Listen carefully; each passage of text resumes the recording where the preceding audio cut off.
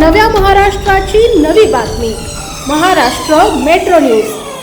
शिंदखेडा तालुक्यातील चिमठाणे दलवाडे पिंपरी शिवारामध्ये बुराई नदी पात्रामध्ये अवैध वाळू उत्खनन सुरू आहे, ते त्वरित रोखले जावे यासाठी जिल्हाधिकारी यांना चिमठाणे येथील माजी सैनिक महेंद्र पाटील उर्फ सोनू फौजी यांनी निवेदन देऊन सदर निवेदन तक्रारीची दखल न घेतल्यास 15 ऑगस्ट रोजी जिल्हाधिकारी कार्यालयासमोर आत्मदहन करण्याचा इशारा दिला आहे। सदर निवेदनातून गेल्या 20 वर्षांपासून चिमठाणे बुराई नदीमधून अवैध वाळू उपसा दिवस रात्र सुरू होता, तरी या नदीच्या पात्रात मोठमोठे खड्डे पडले असून तसेच आपण जे 8 दिवस पूर्वी ज्या ठिकाणी पंचनामा केला, परंतु आपण पंचनामा करून पुढे कुठल्या प्रकारची कार्यवाही केली नाही, याबाबत जाहीर खुलासा देखील आपण केला नाही।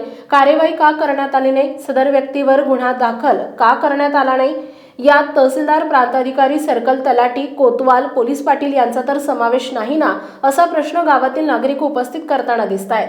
प्रशासन ठोस पावले का उचलत नाही, हे गुन्हेगारी करणाऱ्या लोकांना प्रशासन तर पाठीशी घालत नाही ना, असा देखील मोठा प्रश्न गावातील नागरिक उपस्थित करताना दिसतायत। 20 वर्षांपासून हेच वाळू माफिया हाच प्रकार उद्भवत असतात, तरी देखील यांचे नावे आपल्या समोर येऊन त्यांच्यावर कुठल्याही प्रकारची कार्यवाही प्रशासन का करत नाही।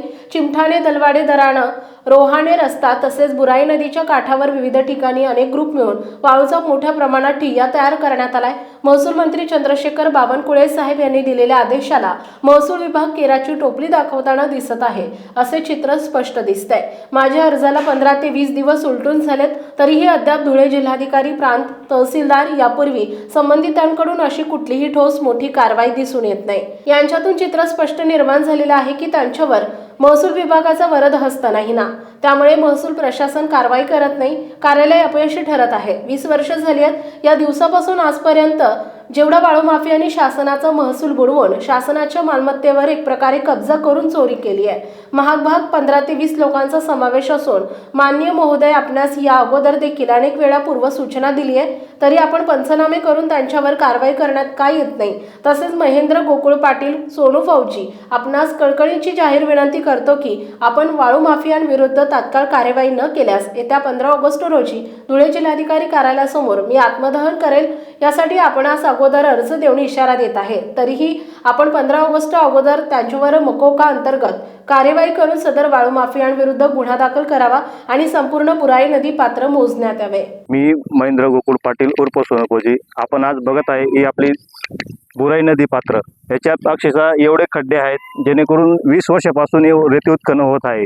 याच्यावर प्रशासन अजून पण डोळा झाकपणा करते, त्यात तहसीलदार बी काही कारवाई करत नाही, मंडळ अधिकारी बी कारवाई करत नाही, जिल्हा अधिकारी सुद्धा याच्यावर त्यांना निवेदन देऊन पत्र देऊन आजपर्यंत 15-20 दिवस झाले, तरी या प्रकारे कोणी आजपर्यंत नदी पात्र मोडण्यात बी येऊ शकले नाही। म्हणून आपल्याला मी आज दाखवतोय की हे जे क्षेत्र आहे, नदी क्षेत्र, याच्यात पुरेसे खड्डे आहेत, ट्रॅक्टरांची वाट पडली आहे। या ठिकाणी पुढे गेले एक मोठा ठिय्या आहे, परत आणखी गावाबाहेर बी ठिय्या आहे। म्हणजे असे एवढे भ्रष्टाचार आणि हे सरकार अजून का डोळे झाक का करतंय। यांना प्रूफ दिलेत, आयुक्त साहेबांना प्रूफ दिलेत, कलेक्टर साहेबांना प्रूफ दिलेत, यांना यांच्या कॉल रेकॉर्डिंग दिल्या, तरी सुद्धा हे डोळे झाक करतायत। म्हणजे प्रशासन कुठेतरी चुकतंय। मी आपल्याला एकच सांगू इच्छितो, याच्यावर जर कठोर कारवाई केली नाही तर येत्या 15 ऑगस्टला मी जिल्हाधिकाऱ्याला कलेक्टर साहेबांना निवेदन दिलं आहे की मी आत्मदहन करेल। तसंच जर याच्यावर मुकोका अंतर्गत 20 वर्ष अगोदर जेवढे वाळू माफिया आहेत त्यांच्यावर ऑलरेडी गुन्हे आहेत, त्यांच्या ऑलरेडी गुन्हा काढून त्यांच्यावर सगळ्या ही मोकोका अंतर्गत कारवाई करण्यात येईल। अगर नाही करण्यात आली तर येत्या 15 ऑगस्टला मी जिल्हाधिकारी संपादक यादवराव सावंत, शिंदखेडा।